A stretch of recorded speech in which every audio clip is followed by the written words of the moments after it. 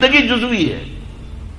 نمازیں ہم پڑھ رہے ہیں، روزے ہم رکھ رہے ہیں، مسجدیں عالی شان بنائی ہیں، مدرسے بھی بہت بڑے بڑے بن گئے ہیں، واقعتاً اس میں کوئی شک نہیں.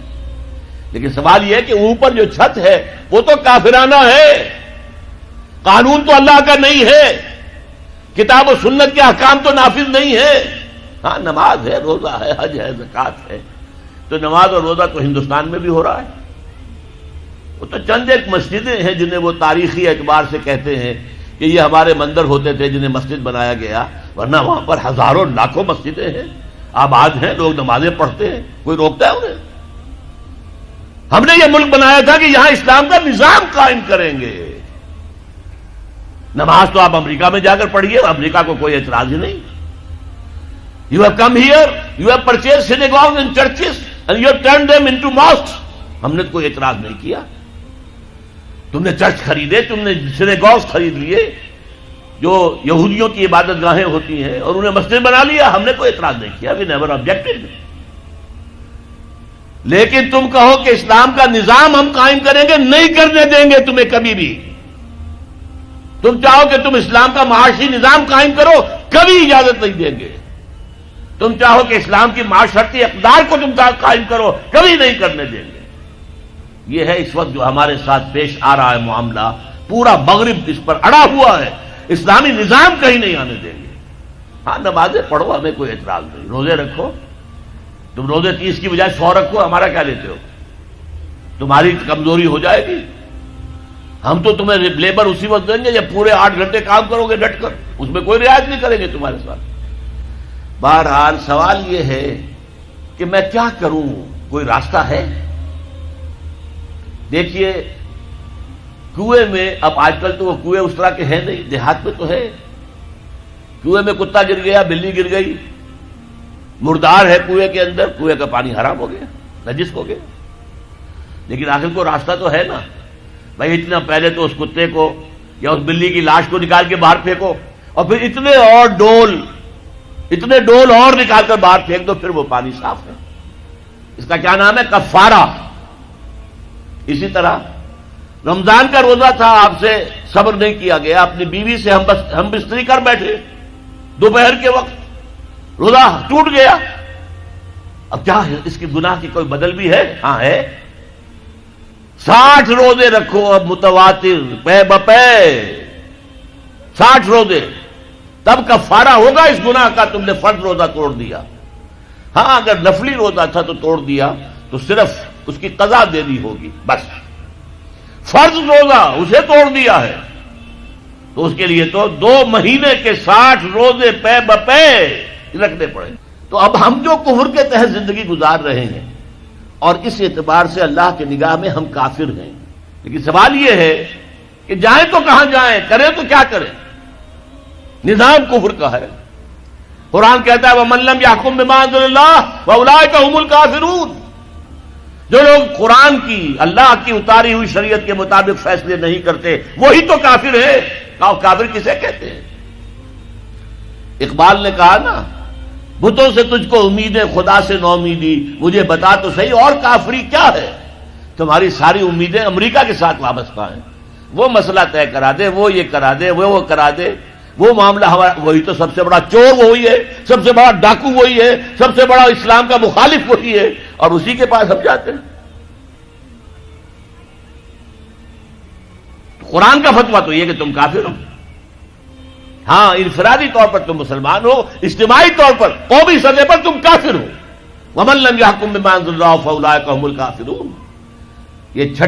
یہ 7واں رکوع ہے سورہ مائدہ کا. اور پھر فرمایا وَمَن لَّمْ يَحْكُم بِمَا أَنزَلَ اللَّهُ فَأُولَٰئِكَ هُمُ الظَّالِمُونَ. جو اللہ کے اتارے ہوئے قانون کے مطابق فیصلے نہیں کرتے وہی تو مشرک ہیں.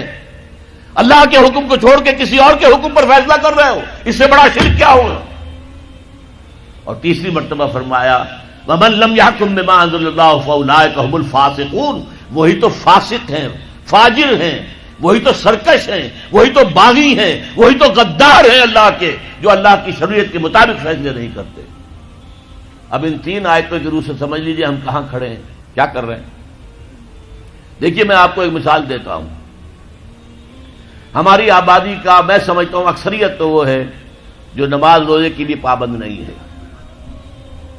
ان چیزوں کا چرچا شہروں میں زیادہ، دیہات میں بہت کم رہ گیا، بہت کم، بہت کم۔ اور ہماری 70% آبادی دیہات کے اندر ہے۔ اچھا، جو نمازیں پڑھتے روزے رکھتے ہیں، خاص طور پر شہروں کے کاروباری لوگ، وہ بلیک مارکیٹنگ بھی کرتے ہیں، وہ حسابات بھی غلط دیتے ہیں، جھوٹ بولتے ہیں، جھوٹ یا حلف اٹھاتے ہیں کہ یہ حساب ہم حلفیہ میں کہہ رہا ہوں یہ حساب صحیح ہے، جبکہ حساب غلط ہے۔ سودی کاروبار کرتے ہیں، اپنے کاروبار کو بڑھانے کے لیے سود کا قرضہ لیا ہے، سودی قرضہ لیا بینک سے، اپنی بلڈنگ بنانے کے لیے بہت بڑی قرضہ لیا ہے بینک سے، تو ان کی عبادت کیا ہوئی؟ وہ اس آیت کے ذیل میں آ گئے کہ نہیں؟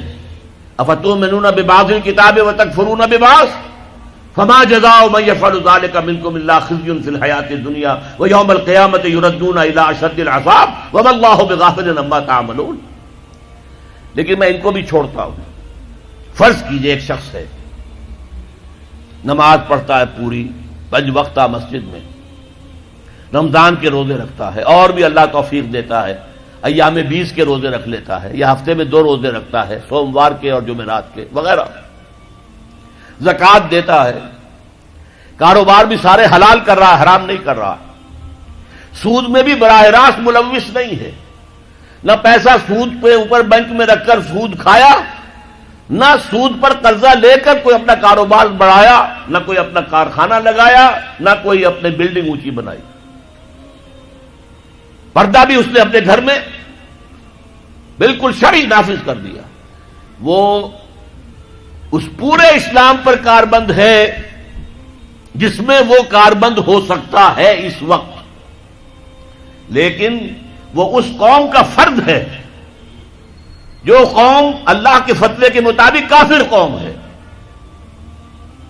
جو اللہ کے فتوے کے مطابق مشرک قوم ہے، جو اللہ کے فیصلے کے مطابق فاسق و فاجر قوم ہے۔ قوم کے فرد تو ہم اسی کے ہیں۔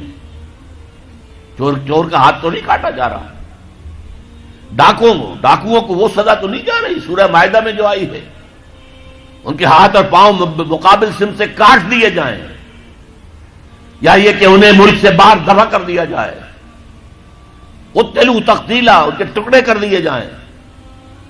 ڈاکوؤں کو کوئی سزا ملتی ہے ایسی؟ اول تو پکڑنے کا کیا سوال، پکڑ گئے تو رشوتیں دے کر چھوٹ جائیں گے۔ یہاں تو عدل بھی جو ہے خریدا جا سکتا ہے بڑے آرام سے، اور نہیں تو 4-6 مہینے جیل میں رہ لیں گے۔ وہاں بھی ان کا بڑا راج ہوتا ہے، جو ڈاکو ہوں ان کے اندر ان کی تو ہیبت ہوتی ہے، جیل کے صدری خود ان سے ڈرتے ہیں، ساری چیزیں حرام ان کے پاس وہاں بھی پہنچتی ہیں، جیل کے اندر نکل آئیں گے۔ اللہ اللہ خیر صلی اللہ، کہیں شرعی سزا دی گئی کسی ڈاکو کو؟ یہاں ابھی تو یہ بڑی بحثیں چل رہی ہیں، حدود قوانین جو بنائے گئے تھے وہ بڑی جلدی میں بنائے گئے تھے، کچھ خلا اس میں رہ گئے ہیں، لیکن اصل میں جو لوگ شور مچا رہے ہیں وہ تو وہ ہیں جو کہتے ہیں کہ یہ اسلامی سزائیں وحشیانہ ہیں۔ بے نظیر بھٹو کا کہنا ہے یہ وحشیانہ سزائیں ہیں، اللہ کی دی ہوئی سزائیں وحشیانہ ہیں، معاذ اللہ ثم معاذ اللہ ثم معاذ اللہ، کلمہ کفر ہے۔